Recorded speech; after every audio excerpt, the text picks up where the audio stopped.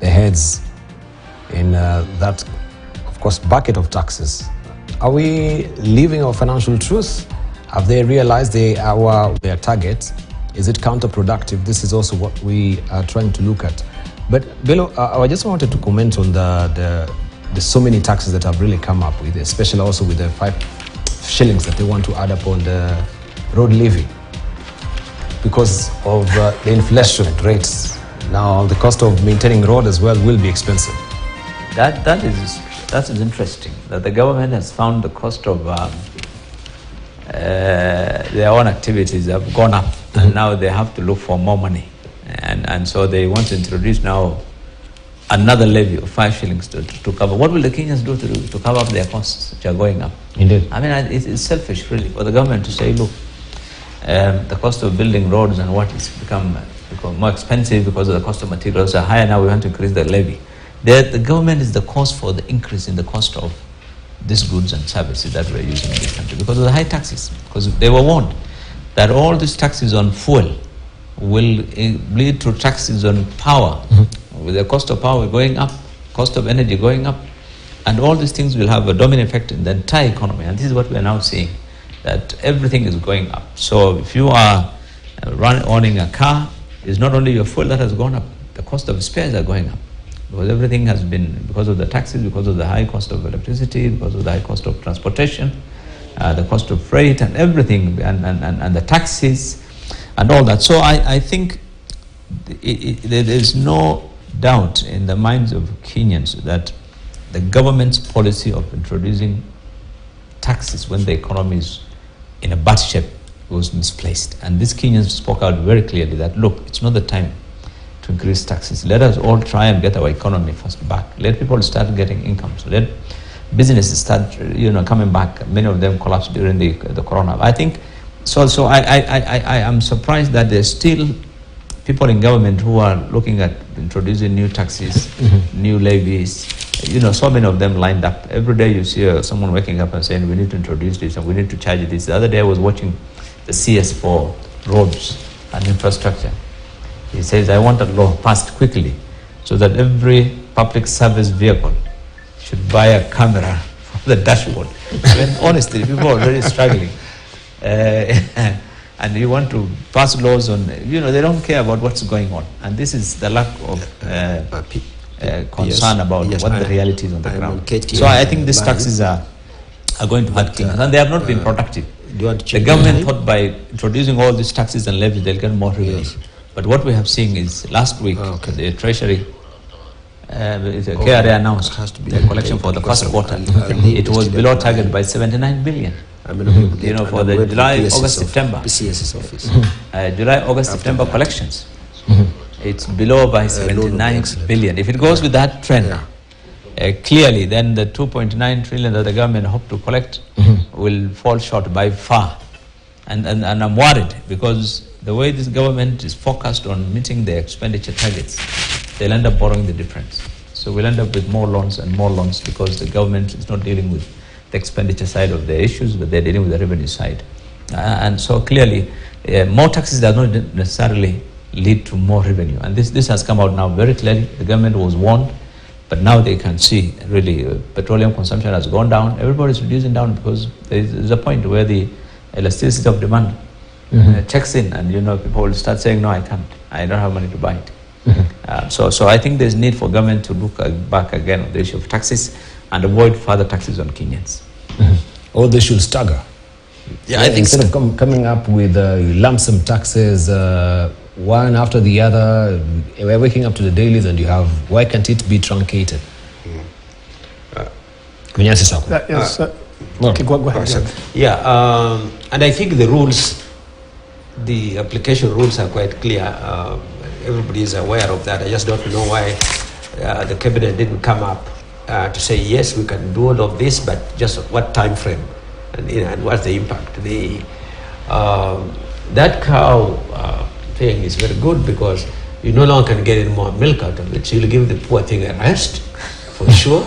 And to recoup at least. Yes, it will be obvious that's what you must do. So as Bilo said, you get to that point. And in the economic literature, this has been obvious for a long time. It's understood clearly, and I'm sure that the managers of the system, the cabinet, will be fully aware of it. They could have ended up with all these taxes over time, and you just can't do all of them yesterday. Right. I look at that cow. I don't know how many of you sitting here know how to milk a cow, but when you are milking a cow, you give it some napier grass. That cow there has no napier grass, not being fed. So for you to milk a cow, you need to give it food. Either you can buy some food stock, you can buy some napier grass, you can, whatever you want. So the question we'll be asking is, for Kenyans to pay taxes, where is that money coming from? So we are looking at the demand side of the taxes, but we should also look at the supply side of the taxes. So, and that has been my concern, that anytime the economy is not doing very well, one of the best ways to stimulate the economy is to cut taxes. It has happened all over the world. But here we are increasing taxes. And you can see the consequences, as Carol Biro put it, that even things like tax from fuel is going down because the demand is going down. So I think the next phase of taxation in this country should not be about coming up with new taxes. It's actually bringing down taxes. And surprisingly, we have always argued from Lafar's Curve and others that if you reduce the tax rate, you actually get more taxes. But nobody wants to believe that. And I think the second issue that is worrying me is there's a limit to which you can increase taxes. So if you increase the tax rate or bring taxes and you don't get more revenue, what is the alternative? The alternative is to do what we have always been avoiding, which is borrowing, and Bill has put it. So I think we need to be realistic that the people who pay taxes from money that they make.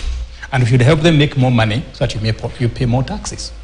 If they don't make more money, they cannot pay more taxes. And that's the reality. I don't know why we avoid that simple reality. And I think the other issue we have debated in this forum is the same way the government needs money, the same way we need money. So we need shared responsibilities. And one way to do that is for the government to reduce its expenditure. I'm sure if you go through the government books, there are areas you can reduce expenditure so that we don't have that big need for money, so that we share the burden. So talking about expenditure as well, we have what is on the front page of a Standard, the flying president, where so far we've been given to understand he has been abroad 38 times. Even as back at home, little seems to be moving, from university funding crisis to high cost of living, a quandary. And that is well fleshed out on page 2. The countries also have been listed here where he has visited. I wanted just to compare this with Tanzania, because even with this visitations that they've been doing, President Suluhu has come up with a deal that, you know, even when she was in India, they can actually trade with India, and the payment is not done to the dollar, but to the rupee. Could that be some of, or one of an incentive to try and actually go through and navigate what crisis we're in terms of imports and paying in dollars? I think even he has been very keen on making sure that the de-dollarization sentiment is being picked up by, Pan-Africans. I think we can start from East Africa. If I were the president of this country, which I hope sometime before, if I was, I would focus on Uganda and Tanzania, really, and these regional countries, and find a way in which we can crystallize the dreams of the East African community, not just on the monetary union aspect, so that for which we have protocols, but I think to try in this period of crisis how we can enhance the convertibility of our currency in the region, so that we can use our currencies in trade here. That because our largest trading partners are Uganda and Tanzania.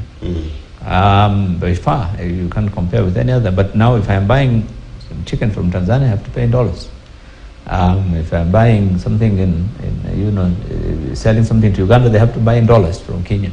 I think that is, before we even, that's one way, one thing that I think really, if they roll their sleeves and sit in these three countries, I'm sure they can find solutions to a lot of these things, because the trade between the two countries are significant, three countries are significant, very significant, and we can enhance that. And the central bank governors, with appropriate directions from cabinet and focus, I'm sure they can find a way to get into that very quickly. The second thing is the one you mentioned, that countries have, on bilateral basis engaged on barter trade.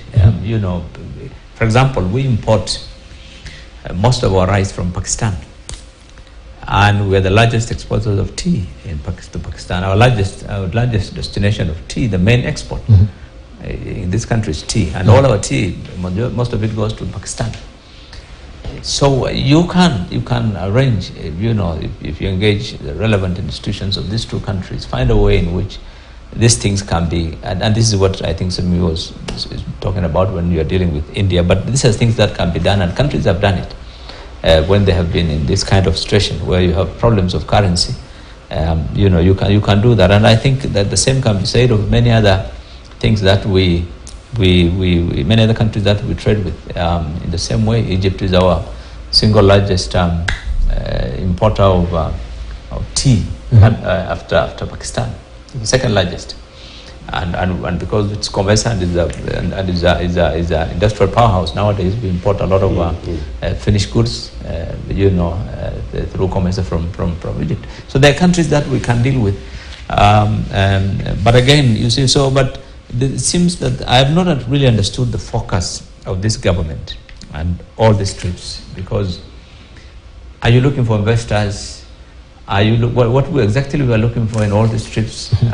Do you want to look good in the eyes of these people? What exactly is our policy objective in this engagement at the global and regional level? I have not understood, because we are not seeing the payoff.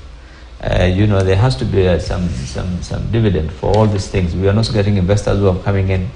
We are not getting, for example, you go to China, we expect you to not push for another money to extend SGR and put us in more loans, but to negotiate on how we can reschedule the payment of the loans. In the moratorium. And ask for more, for longer term. I would thought the same, that would be the priority of this government. If I was in this government, like my friend here, which I am not, I would focus on rescheduling of the loans, because that is our biggest problem. The elephant in the room is our debt.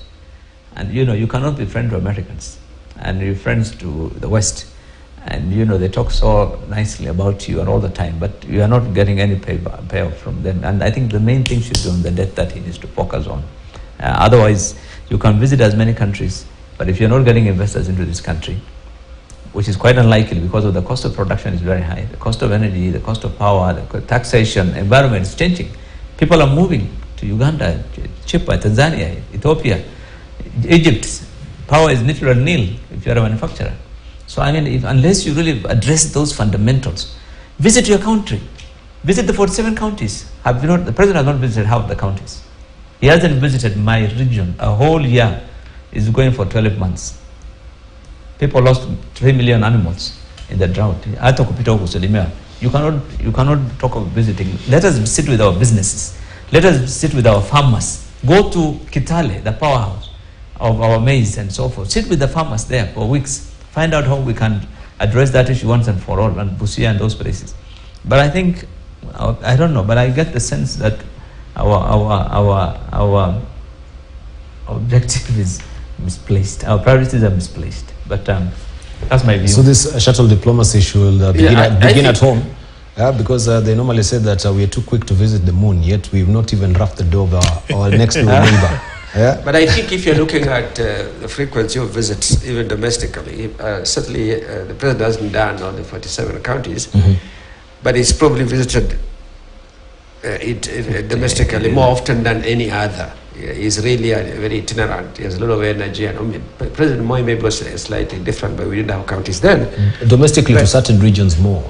Yeah, but yes, because some counted. He visited about 30 counties only. Yeah. Okay. So there's still some way to go as the second year starts, and so on. But I personally, in the big scheme of things, I don't even worry about the frequency of this visit. The other day I saw a circular from head of public service. He's put severe limitations on foreign travel and size of delegation. And with respect to the president, deputy president delegations, for which, I think because how he does it, they have cut how much the president accompaniments that we'll get to by about a half. Very huge number. But that means the delegations were really, really horrendous. They say if you are a PS, it cannot be a PS plus 2 maximum. If you are a small fellow like myself, you're a chair, is 1 plus 0. Go on your own. You can't even take along somebody to help you decode things and so on and so forth. Anyway, so what I was thinking here in respect of these visits, you have become your country's salesman, and he has done been around a lot selling the climate agenda and, and the carbon credits potential. Now is quite big, and I think people are gearing for it. Lastly, extending the SGR, I just hope it will not be the same as Mombasa Nairobi SGR, where probably 50-60% of it were add-ons, either on the domestic side or on the land compensation, or other padding in respect of the costs. Ethiopia was doing something similar at the same time, and they completed theirs at less than half, twice the distance, less than half our cost, in a terrain that's more complex than our terrain. So I would hope that the extension to the west coast of to Kinshasa and so on, if it's at a realistic market cost, it'll be just what Kenya also will benefit from. We need that as well. So I would hope that, I just hope that the forces that forced that extra expenditure on us up to diversion will not be the ones at the forefront as we go west. But looking at the East Africa, I think that dream is a pipe dream right now, because Xi Jinping is giving more attention to Ethiopia. Yeah, so Ruto's plan slowed by his peers. He says he had to sign on the coast-to-coast rail project, as China finds Abiy more credit-worthy and strategic. I thought that in the long run, Ethiopia will beat us. I think we should be able to be up to the game, and hope we shall wake up to that. I just want to say one more thing I had forgotten. The Uganda shilling has gained on the Kenya shilling. It did, yeah. Yes, and the other day it was interesting. For the first time in how long? Probably over 40 years. 40 years? It's been a very long time. Yeah. Their money collapsed completely. They took off 3 zeros or more. And so on. But they are doing well right now, but I don't think in the long run, in severe competition, that we should be able to lose. I hope we shall learn the lessons that Bila has been raising all the time, and they are valid reasons. But the other day, the governor of Mombasa was saying that, telling Mombasa hotels and so on, the largest flow of visitors to Mombasa is from Uganda. So Uganda is just a big trading partner. In tourism, they are also very significant. And part of it, of course, the shillings gaining on the Kenya shillings. It's a little cheaper for them to come to Kenya. They need fewer shillings to buy Kenya shillings to come. And I think that's a wonderful development. That, and you can see there for the hotels, minimum occupancy, even in crisis, was good. Of course, we need all those Ugandans, and we need all those other people that were coming in from everywhere. It's not a substitute, but it just shows the dynamism that is within our system that I think we should encourage. And very soon, the word tourist, when explained by anybody or dictionaries, will not cast it as if it must be some guy from Europe or someplace. It's just that person from the neighbor coming to your compound. An interesting debate.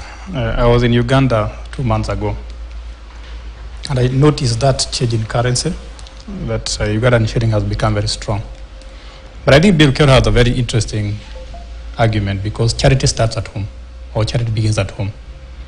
So I'm hoping in my lifetime I will see an East African currency, so that I don't need to go to Uganda, exchange dollars to Kenyan shillings, so I don't know to what then.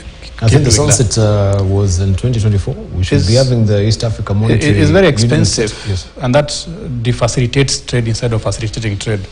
I find it quite curious that I can go to Tanzania, they can accept US dollars, but they cannot accept the Kenyan shilling from the neighboring country, same with Uganda. We are talking about the African Free Trade Area. Where would we even have the name for the African currency? Because we cannot talk about African Free Trade Area without thinking about a currency. So when we think about changing from Kenyan shillings to peas to dollars, we should start by asking what can we do at home? Because he is very right. Some of the key investors, some of the key trading partners are within our neighbors. So once we have taken care of that, we can think about abroad and so on. On the president traveling abroad, I think I have no problem with that, as long as there is evidence that this travel, these are the dividends we got by him traveling abroad.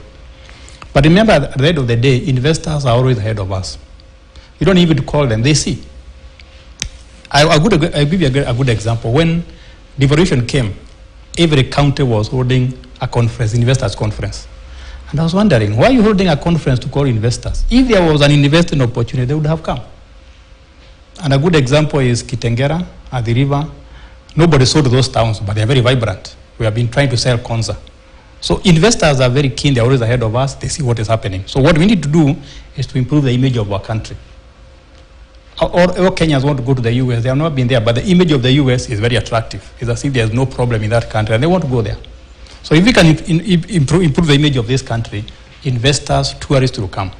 So that in our headlines, we don't always talk about the negative things like people buying exams and so on. And that is very possible to improve the image. Right. I wanted just to also touch on the issue of why people are dropping shares and they're opting for the T-bills, especially in these times now that we know the shilling is really depreciating. Is that a safe refuge that you should go for the T-bills and bonds?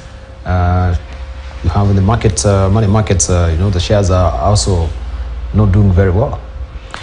Well, I think the primary reason is the yield on the treasury bills and other government securities is very high now. It's the highest ever been. We've never seen a situation where government treasury is paying 16%, 15%, 16%, 18% on government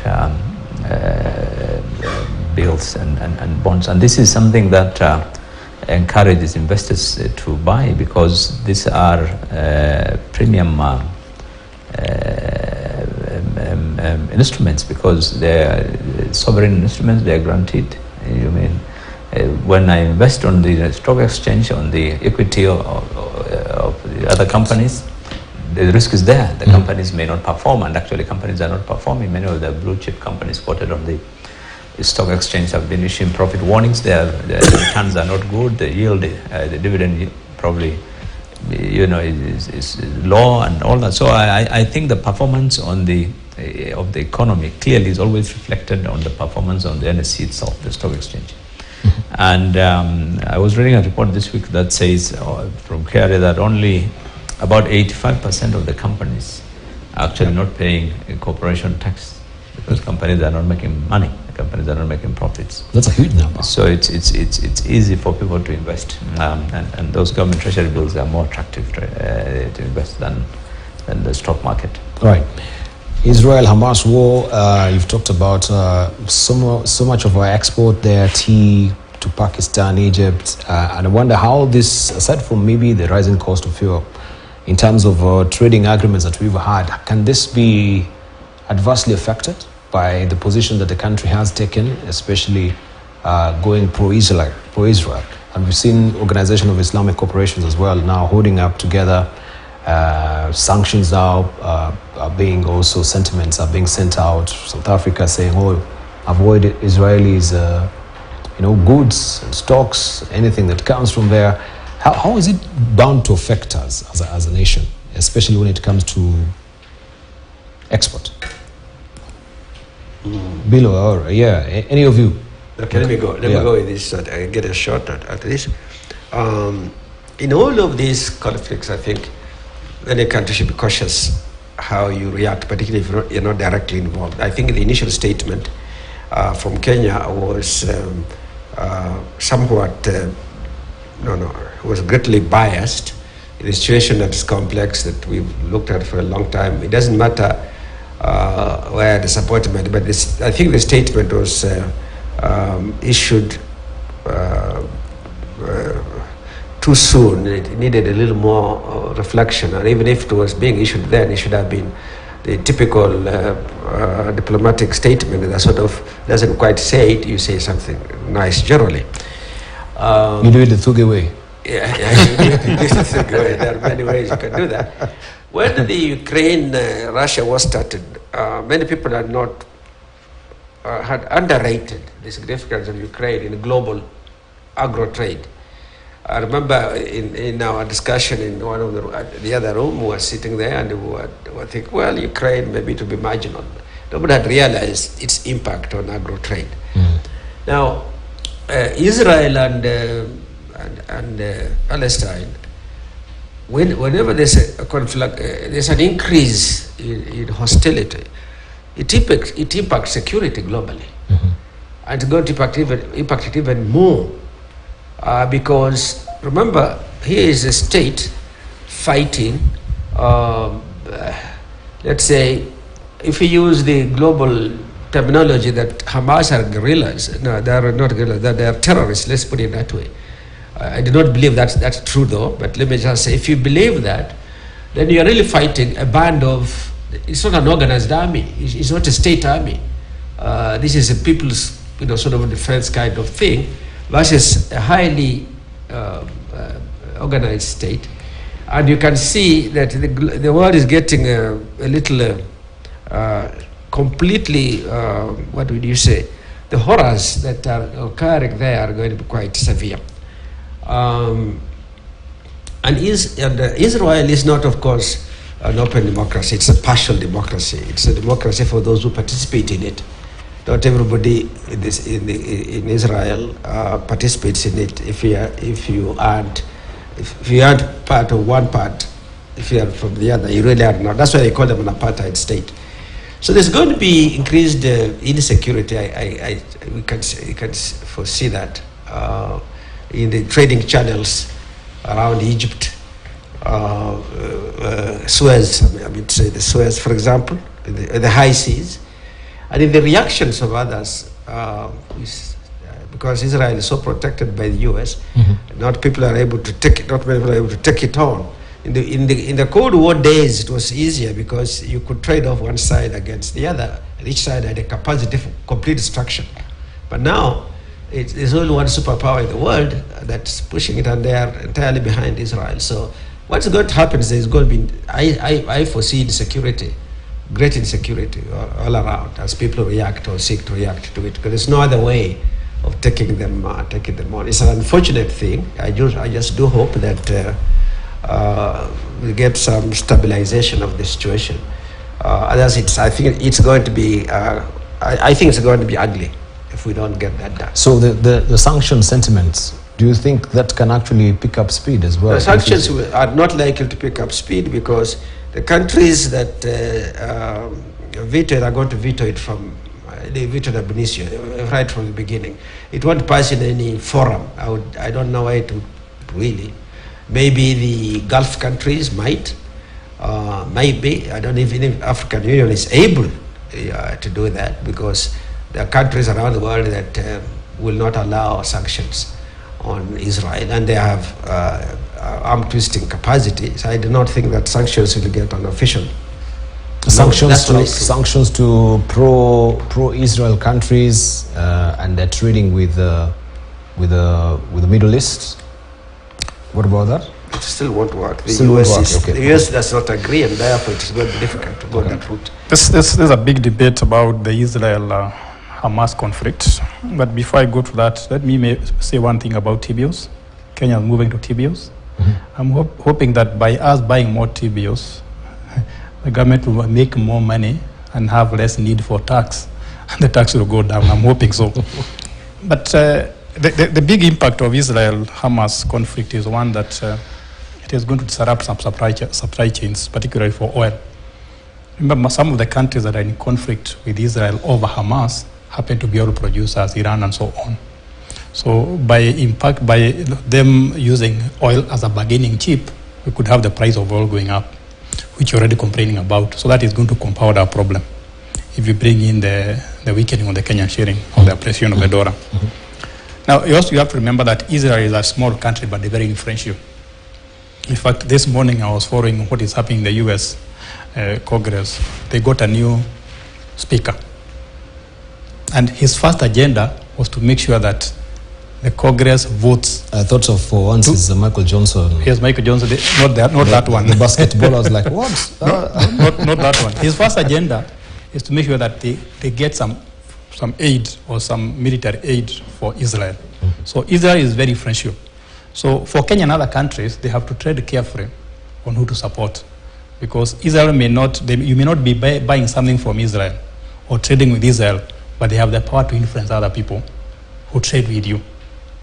And that's why I agree with him that the issue of sanctions may not fly because of that influence. Mm-hmm. But we may not be party to Israel-Hamas conflict, just as we are not party to Russia and Ukraine conflict. But we are going to see that in our economy through higher prices. But as history will bear us down, some of the attacks here have been done. We may not be, of course, part of it directly, but vicariously, we might be affected. Bill Okero. You know, the history has taught us that when there is a conflict in any particular region, then the spillover to other countries in the region would quite likely impact on many nations, in the world. And I think this is why the U.S., despite being the one that is sponsoring all this violence, is trying to convince countries in the region not to expand the conflict. You know, they don't want Syria or Lebanon or other countries in the Gulf to get involved in this thing. But the way things are going, because of the clear alliance that seems to be very strong alliance between the Western countries led by America towards Israel, and coming out very clearly, not only clearly, but literally arming Israel to the teeth and giving them all the support to finish these Palestinians in. I think it's likely that this thing is going to, this conflict is going to widen, and if it widens, then the impact will be felt in this country, because Suez Canal is a major route, for us. The oil in that region already, it's being monitored every minute. The oil situation changes on what statement comes out and what doesn't come out in the international law. So I think the way things are going with this president that America has, who seems to be completely unconcerned about the plight of what the Palestinians who are being, last night he was speaking on TV saying that, I don't believe in those figures of Palestinians killed.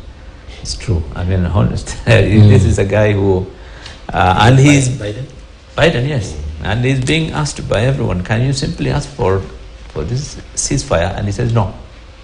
Israel should do what it wants to do. And so I see the situation. Already there's growing concern all over the world. And in terms of the public relations, in terms of the PR, in terms of the global sentiments, I think they are losing it. People in America, Europe, and all over the world demonstrating against war. What's happening is, this is not a country. This is a small city, half the size of Nairobi, with 2.3 million people in the middle of Israel, and with no army, no police, no nothing, and you are bombing day and night with the most sophisticated weapons in the world. And you're saying, I'm trying to kill terrorists, and everybody can see you killing thousands of kids, and you're saying those are terrorists. So I think the way that war is likely to expand.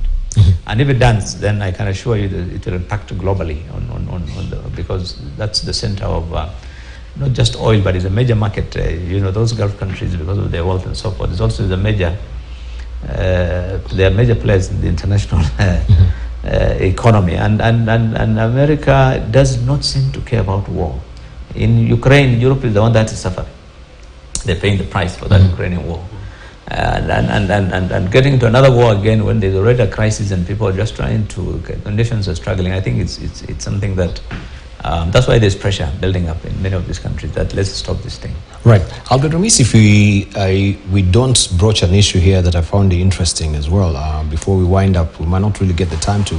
But I found it that, the Finance Committee is mulling over the fact that they want to, or they're considering to set up a watchdog to regulate the cost of credits and protect borrowers and their guarantors from rogue banks if proposals under a new bill are approved.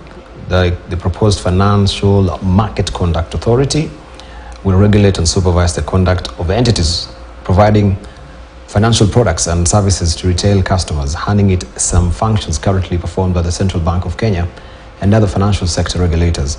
If it is one of it is one of the 3 new entities proposed under the Financial Markets Conduct Bill, that is a bill now 2023, which has been approved for publications by the National Assembly's Finance and National Planning Committee. Others are the Financial Sector Ombudsman and Financial Sector Tribunal. I found that to be very interesting. Maybe we can open up the door and just discuss it. Why do we, first of all, need another ombudsman? And some of these functions, they're duplicators of what the central bank is doing. Let me have a quick crack on this one. These are desires to regulate, say, the credit market, to minimize excesses that might occur now that there are very many operators, and these digital ones are going to be very big but not physical, and so on. But we have there's something called a competition authority in this country. And you would think that it would be looking out to minimize monopolies or break up monopolies, increase competitions. You rarely hear of them. They exist, but the processes are murky. I always see them that they are really training on the supermarkets and all. So I wondered, what is the breadth and the length of the competition authority? Is there something bigger than that? And I think similarly, for us, a financial market getting sophisticated, you would want to have those kinds of instruments, in case there is what they call price gouging, try to take advantage of your niche in the market to charge what you think you can charge and get away with it. So I think there is a theoretical conceptual relevance, but I just don't know about its applicability. But I guess it shows that our markets are getting sophisticated. Let's just see. I'll be eager to see what they're actually proposing. So do you hear much of the ombudsman now? Do we need a financial ombudsman? Since our own ombudsman, we can't feel any discernible difference. Remember, our ombudsman is an administrative ombudsman. So you can have a reference point of that kind. We might. What we need, first and foremost, is in the religious side. We need a religious ombudsman, so you don't get shakaholas and so on. That's much more urgent than this, but I leave this to maybe Excel. I think my observation is we should avoid layers of bureaucracy, because now we have CBK, and CBK has been controlling our finances, our financial market. So if we bring 2-3 other authorities. But maybe because CBK, as we just established here, when it comes to even the intermarket interest, interbank interest as well, that has not been forthcoming. But talking about duplicity of. But the authorities you are bringing up price are not even in the constitution, and CBK is in the constitution. So if a body that is in the constitution cannot work, why do we expect lesser ones to work? And I think number 2 is we should agree with him. We should probably start by setting a debt management authority, because debt is one of our biggest problems. It's probably in the same league with what he has raised. But I think my bigger concern is the more authorities we set, the more expensive compliance becomes. So when I was 10-20 years ago, I never used to hear people called compliance officers in banks and other institutions. Now there are very many jobs called compliance, and that increases the cost of doing business. So unless it's a must, I don't think we need to set those authorities, because they are going to increase the cost of doing business, the cost of compliance, so that when I'm doing my business, instead of focusing on getting higher returns, I'm spending so much time on compliance. That becomes expensive. So I personally don't see why we need those authorities. The existing institutions can be strengthened and do what those new authorities are supposed to do. And you mentioned Competition Authority of Kenya. CBK is there. They can do that. All right. Bill, what do you think? No, I think they are misplaced completely. I mentioned before, some of the members of parliament, just coming from the villages in Busia and then coming with regulation, with laws, they have no idea what's going on. We have a central bank is a regulator all over the world, and they regulate financial institutions, which include the banks, the microfinance institutions, and all. And if you want to do anything in that regard, you can empower them more so that they can carry out their duties more effectively. You do not need to create, a new authority to do what? What for? Right? But then what would be the work of the central bank? I think these people are, and we've seen this happen. There are so many little authorities and institutions being created by someone who doesn't take the trouble to go and look at the law and find out probably what does it need to do in terms of the existing Banking Act and the relevant regulations which are there. And there are so many, by the way, regulations.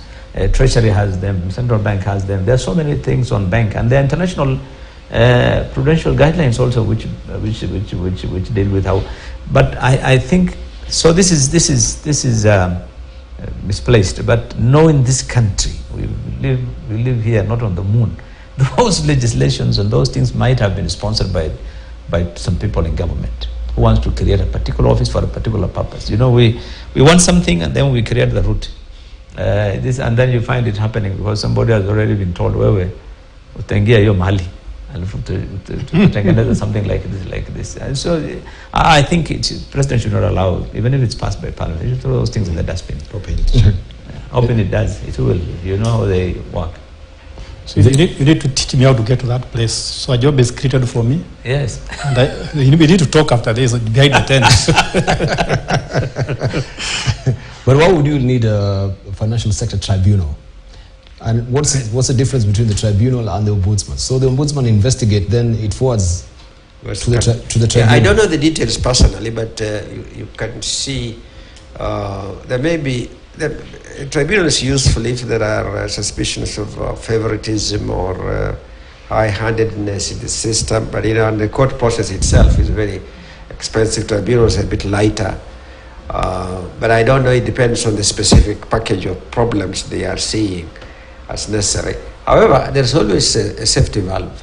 Mm-hmm. If the president objects, for Parliament to override the president will be impossible on issues of that nature, because you need 2/3. And it's very difficult to get consensus on 2/3 in Parliament. Very, very difficult. Under Uhuru, I don't know if they ever succeeded. No, they didn't. No, in the 10 years. And that was not for lack of trying. You can fall short of 2-3 persons even. It's very difficult. You need 334 members to be on the same side. 234. What's the size of Parliament? 359. 359. 359. Yeah, 234. So it's very difficult to get that. Very. Even despite the large numbers, apparent large numbers in one side or the other. All right. We'll wait for the Senate to see how it sells through the Mwangaza as well, if they'll be able to achieve that. Mwangaza will survive. All right, so we have Governor Sakaja who's trying to also, as you can see, this editorial cartoon as well, this pronouncement came yesterday, that, and it's another looming eviction, no hustling beyond this point. That is in a bid now to try and decongest Tom Mboya streets and paving the way for us around 60 billion shillings expansion of Tom Mboya. Is it congested because of a lack of order, because we have a long queue of matatus along Tom Mboya streets, especially from Eastleigh? So when you're talking about decongestion, should we first of all begin, or this is another way of trying to get some good tidy sum of money to spend with the rules of evictions, or congestion? Willow Carroll, you want to comment on that? Tom Mboya and Ronald Ngala and Kenyattas Road. These are Nairobi. That's where Nairobi is, and it has no weekend. It has no holiday. It's the busiest part of it. This is where Kenyans hustle to make their living. But there's no doubt that it's really crowded. You can hardly get space to walk. Then when you now put hawkers on the streets, it's between the traffic and the people, it's impossible to move. And this is where businesses are. This is where a lot of Kenyans really coming from, the rural areas go for their shopping and so forth. I think the idea of expanding, it's time to expand it. I have no doubt in my mind that Tom Mboya and those streets really need to be expanded and made, more convenient for everyone, for the matatus, for the for the traffic pedestrians and for the people who are doing business, and even for the hawkers, I'm sure, provide some way. But the way it is now, I don't think we can leave that thing the way, those places are becoming impossible now to work on. But this government came on a platform of kazi ni kazi. Was it kazi ni kazi? Kazi ni kazi, yes. Kazi ni kazi, and they would create, it is there in their manifesto, an opportunity for people to do any business, even in the most of the sacred of places. That's what they said, we're going to provide that opportunity. So I'm sure Sakaja is a member of that outfit, and he knows that throwing out those guys from the streets is not going to be something that will happen without the blessings of particularly the DP, who will come, I'm sure. I don't know why he has not commented already that his people are being... He's in Brussels, so maybe... His people are being harassed. So it will come. I don't think it's going to be easy to do something like this in Nairobi. There's always a pushback by politicians and by matatus and many other people. You know, you look at the Green Park. We spent hundreds of millions. It's lying idle. It was an attempt to try and decongest and create some sort of order. So I think there is need to, and I hope you get a buy-in from the political class of Nairobi for this kind of thing before he takes action, so that he can succeed on it. All right, so 60 billion shillings. What happened to the Green Park?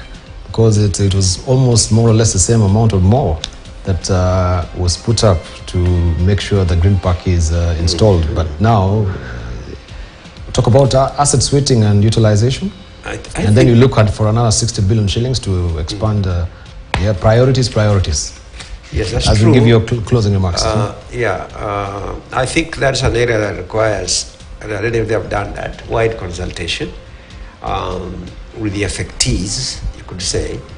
And increasingly you can see the importance of political sociology, of situations needs to be understood. What would be the social reaction, what's the political dimension to it, and there's quite a bit of that in Nairobi. But there is no doubt that Nairobi needs some rules of order, because otherwise the invasion of pitching up things everywhere will go right across the city. There was a time with a different dimension, not long ago, when areas around Kenyattas Road and behind Kenyattas, it was like a no-go zone. Even the police would not dare go there. And Michuki came up with the clean up of Nairobi River, created a park there, and for quite a while people are using it. I don't know if that's still continuing in terms of using the park. It's doable if there's firmness and so on. Thank you. But you have to agree with the people. What do you do with them? Thank you. Finally, I think I've noted for the time I've been in the city that just before we go to the polls, hawkers are always allowed into the CBD. After that, you try to push them out. But it's interesting that you're telling hawkers to leave the city when the big farms are leaving the city center CBD and going to the outskirts. So I think the hawkers are feeling in a vacuum that if you leave the CBD, leave it for us. But I think we are refusing to address the key issue, which is joblessness.